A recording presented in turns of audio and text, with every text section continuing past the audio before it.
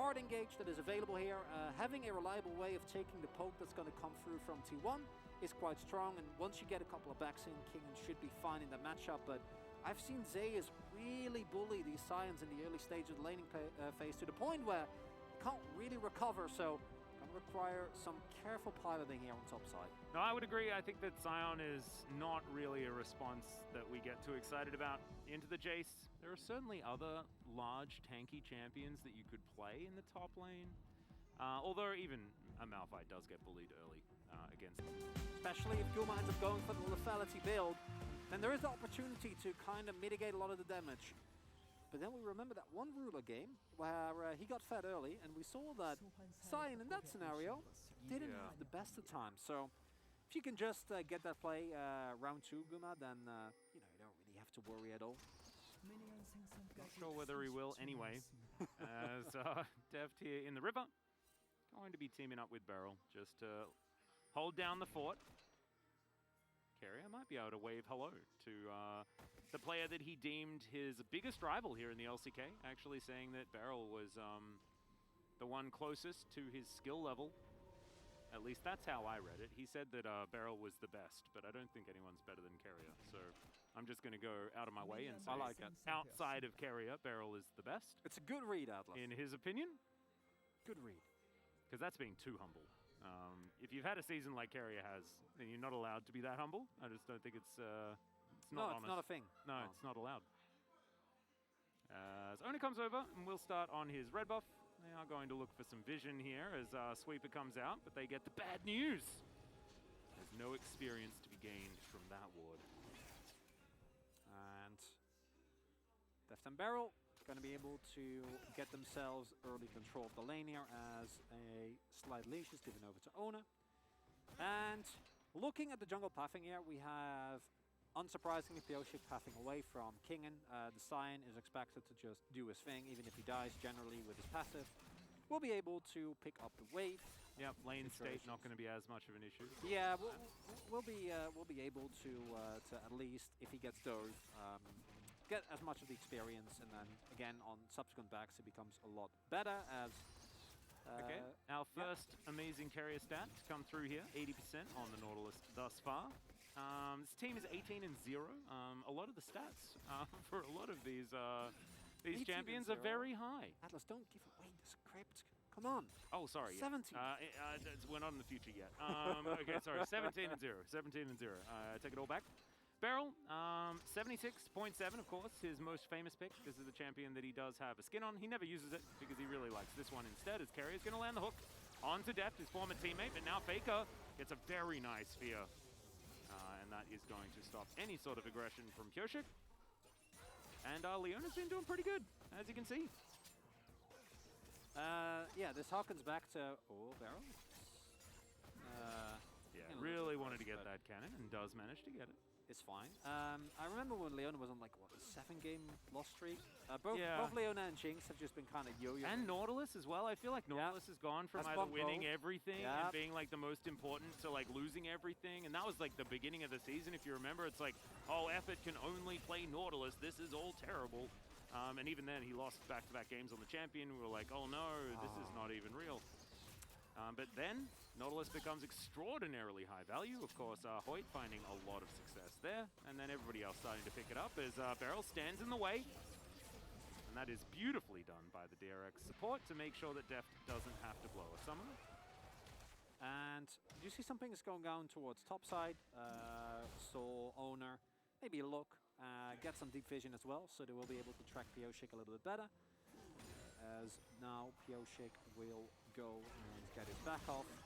Faker continues shoving in the wave here, and once he does back, should be able to, if he wants to, can choose to hold his teleport here, but might look to play it safe and maybe maintain some more pressure on that mid lane. Regardless, as Kingen, he's cookied up.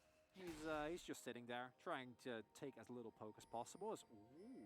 Yeah, Pyosik making his way up towards the top side. Okay. Not necessarily the place that we thought he was going to be ganking, so he is just going to take his Krug camp. And there is vision in the area as well. He swept it out, but it does give T1 all the information they would require.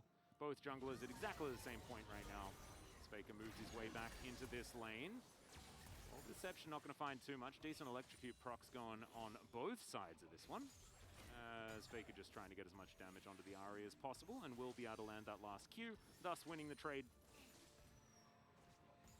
And as we see, Faker did end up opting for the teleport here to not give Zekker the opportunity to get the shove, maybe get some damage in on the turret. As looking at what we might expect our first fight around, barring any 2v2 or 3v3 plays, should be, as per usual, that Rift Herald in about 3 minutes. And then the scenario is pretty interesting because I think a lot of it is going to depend on whether the bot laners are going to have level 6 already. We've seen bot lanes in the past be able to soak off of the mid wave and then hit those crucial ultimates, Death Charge, Solar Flare, obviously, both very, very impactful. And King, and the longer, honestly, you hold out, the better, right? You want to try and delay your back as long as possible. If you can get your plate steel caps and maybe get a Barmies or something. We've seen a lot more Warden's Meals being picked up early as well. Yeah, we have. Very, very valuable item.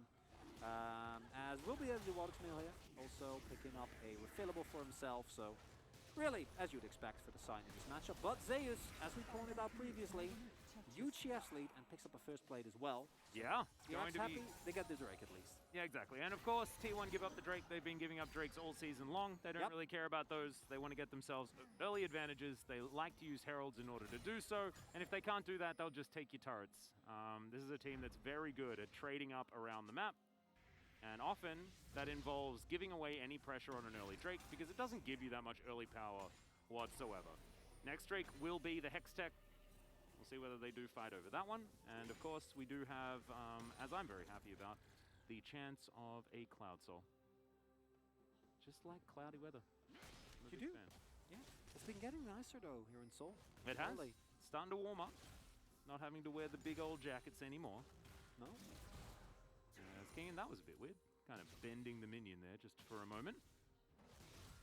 He's down in farm, but he's a Scion. Doesn't really care about it too much. And you can tell, because we're looking at top lane, that not a whole lot else is going on around the rest of this map, as it's just trading a farm here on the bottom side, deft with a battle wave in advantage. But it was a really good first back here from Guma, who did manage to pick up his Serrated Dirk as well as the Tier. So in pretty good stead for holding on to a bit of power in this lane as they shove it forward and look to get a little bit of extra controls. Zekker as well has made sure that Faker is dealing with minions as often as possible. Also, sport space for Pyoshik, but I'm very much looking forward to seeing which version of Pyoshik we have got today. Because if he's on, it's going to be a very scary situation for T1. And if he's not, it should be that 18-0 that we were expecting. There's carrier, hook. Opportunities there, and Owner is down here as well. Immediately the flash comes out as the Heartbreaker comes on in there. Good heal from Deft. Keeps Beryl alive. And Owner will make his way out. They collect themselves a flash and a heal, though, from the bottom lane. Should be enough to come back and capitalize on. Oh, yeah. Pyoshik just gets spotted there in his way over, and Owner skipping his Raptor camp there to instead sit in bot lane for a little bit as the wave pushes back. They're able to get those summoners, and Beryl also not going for the Hex Flash here, which we have seen at times. Yeah.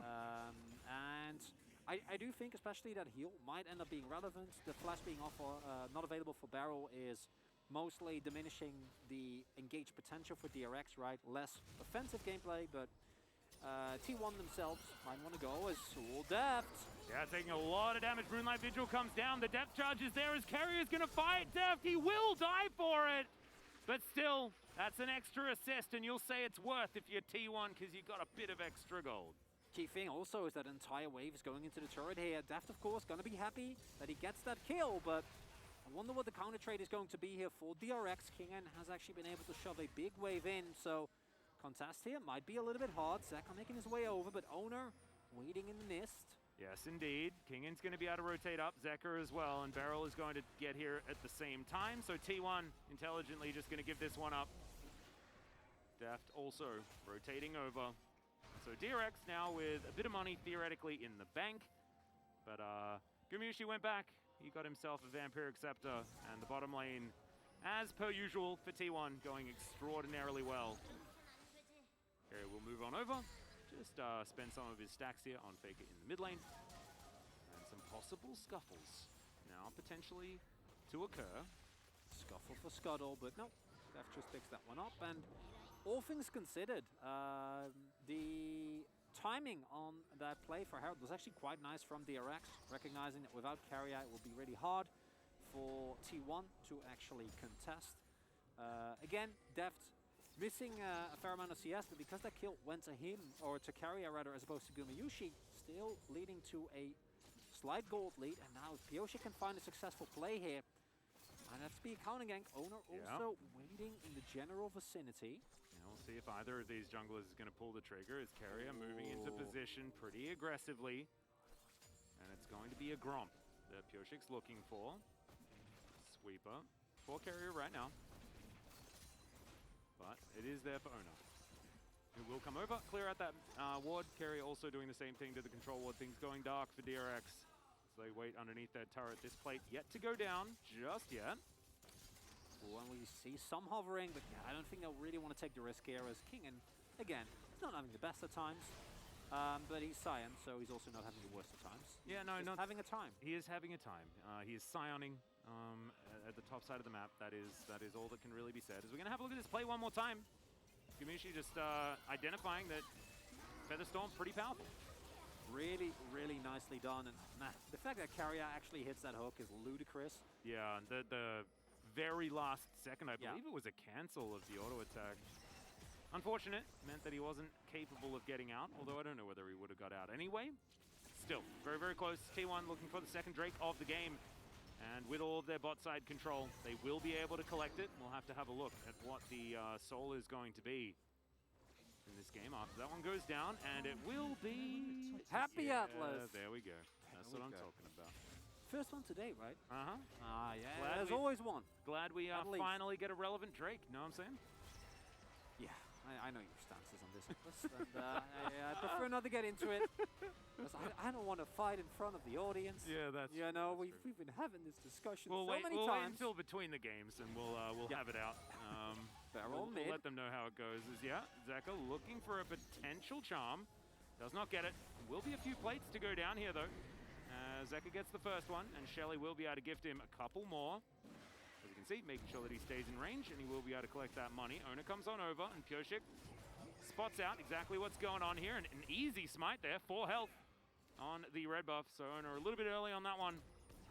Does mean that the Volley Bear able to get value for his control ward.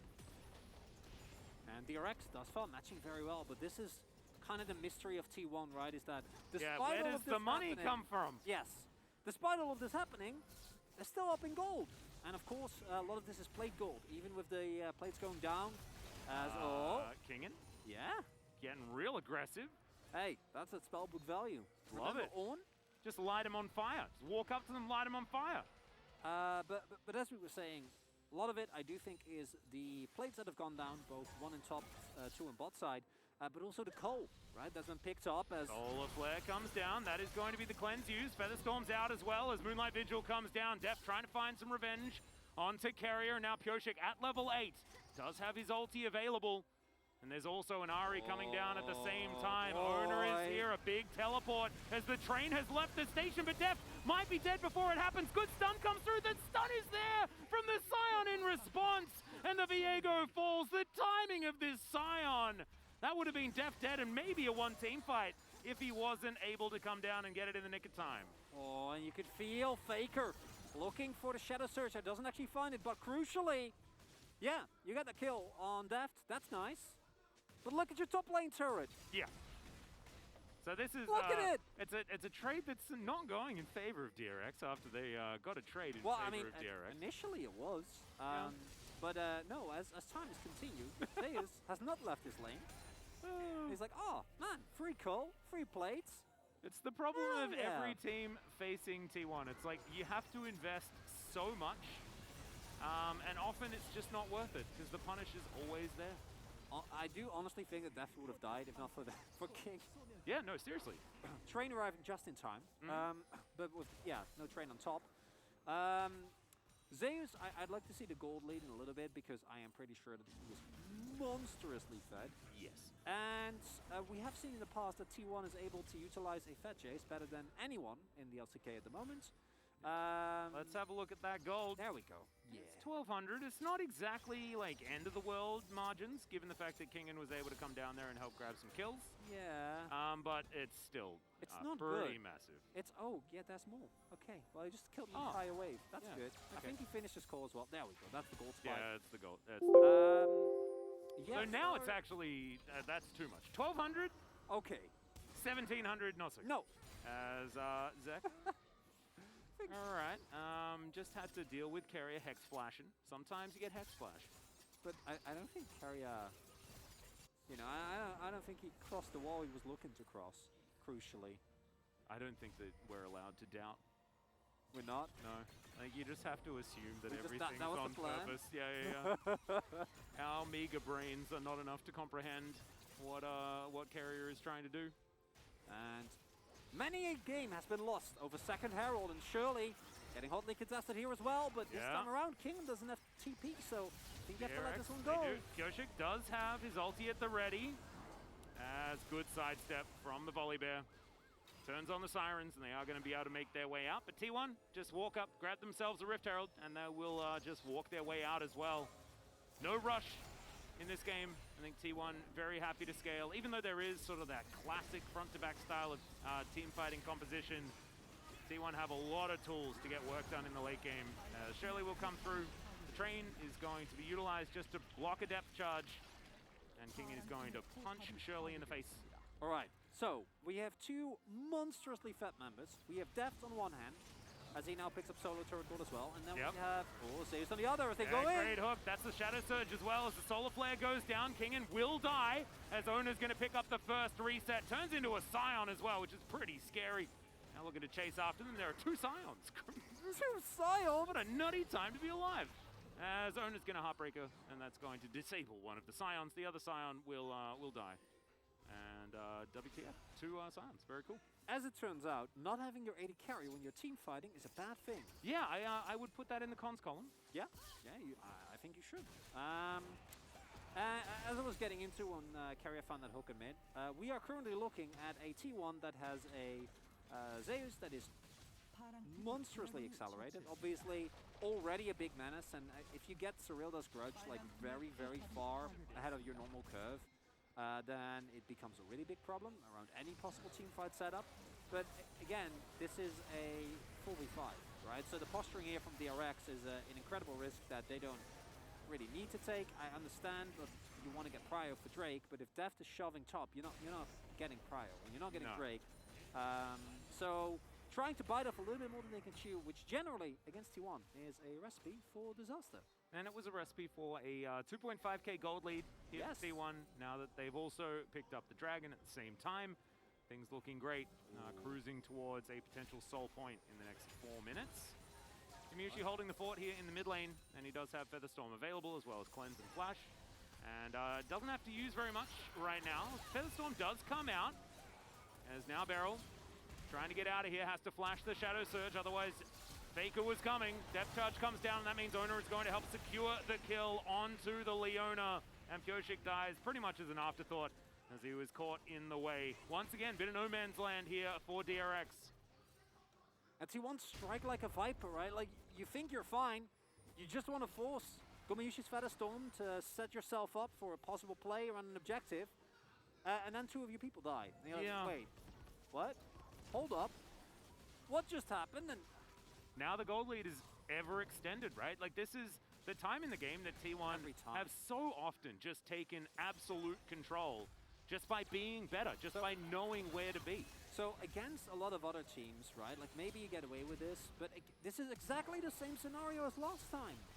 Well, one member is just too far off, and if you're posturing that far up against many another team, okay, you get Gummi's Featherstorm, that's the end of it, and then you just walk it off, and then you're fine. But against T1, they're going in. They don't care. They have the utmost confidence in themselves to win these fights, and now Zeus, but they've got a Last Whisper as well. The crazy thing is, right, is it turned it from DRX getting a Featherstorm, which is great, to Beryl not having Solar Flare, which was not great, right? And it's T1 turning what should theoretically be a good moment for DRX, but then them just capitalizing on what needed to be invested in order to get what they wanted.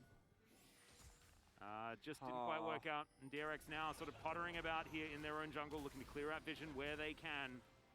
10 seconds until the Baron is available. I don't think either team is going to be going for one too early. As you can see, Zeus on the bottom side. Kingen does have his smite at the ready from his unsealed spellbook.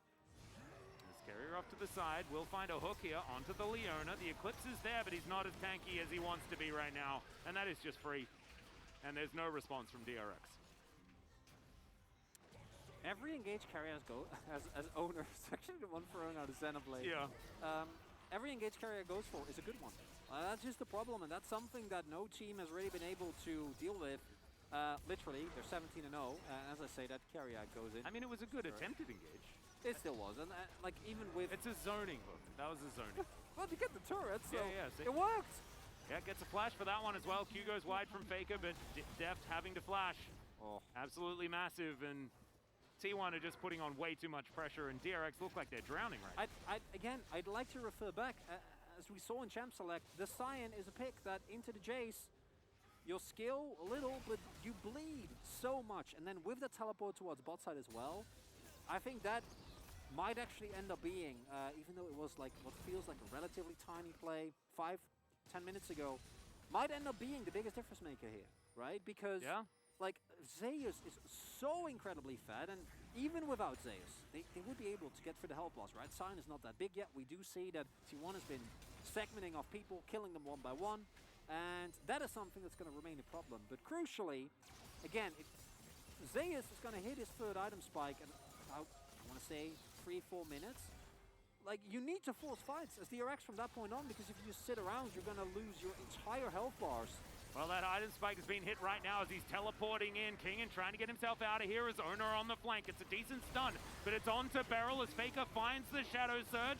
Goshik now has to get the hell out of here as Beryl doing the same thing. Decent defensive Solar Flare.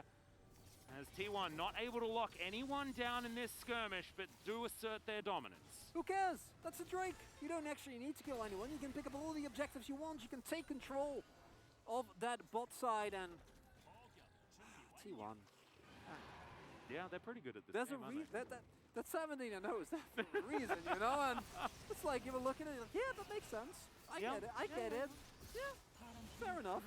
Soul point for the best Dragon Soul in the game, as Deft and Zeka in the back of this Baron pit will immediately get spotted by Carrier. Man, it's fun police right here. We thought we were going to get like a cute little Baron attempt. No. Carrier's brain is too large.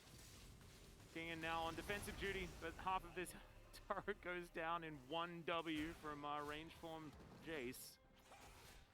And yes, it's very quickly going from bad to worse here for DRX as we have a look at this one more time. And Carrier just has to think about it for a moment and then decides, oh yeah, Beryl, you're dead. This is something that you see with DRX, and the hesitation there. It looks a little bit silly, but it's understandable because as DRX, like, okay, what do we do? Do we go in? Do we go out? You know, there's comms. Beryl probably saying, back off, because I'm just going to die here. But those moments of hesitation, like T1 just doesn't have. And if you have those moments of hesitation, you're getting punished. If you don't do anything, you get punished. Guess what? You do too much, you get punished. You get punished, yeah. You don't contest an objective, you exist punished. on Summoner's Rift against T1, I think you get punished. Well, that's basically what's happening. Yeah, no, it is. There just doesn't seem to be any options for DRX. It's the true mark of a great team, right? Is to be able to make sure that your opposition only has bad choices to make after you claim any control over the game. And T1, it was a lot of little things in the early game that really did end up cascading into DRX now having a group mid, try and get control here desperately.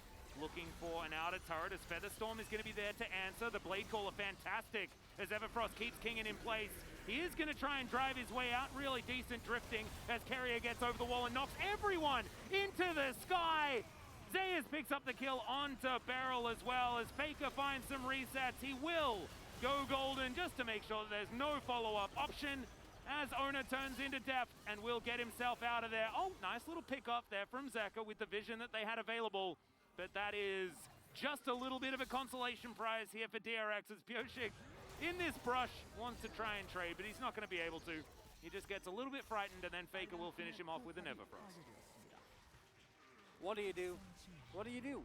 I hope we get a replay of that fight, because I want to draw your attention to Zeus the Shock Blast. Might I remind you, on the front line, in quotation marks, of DRX. Yeah, huh? Because, again, DRX tries to set up this fight, but unfortunately for them, there are plenty of summoners available here. Guma immediately able to make his route. Yeah, you saw that? Yeah, I saw that. Yeah, that's Pioshik and Barrel. Yeah, and then from that point onward, like, obviously the chase potential for this T1 comp is ludicrous. Even if the hard engage initially doesn't force out the full 5v5, with carry as immaculate engage, it doesn't really matter, right? Yeah, nice pick off.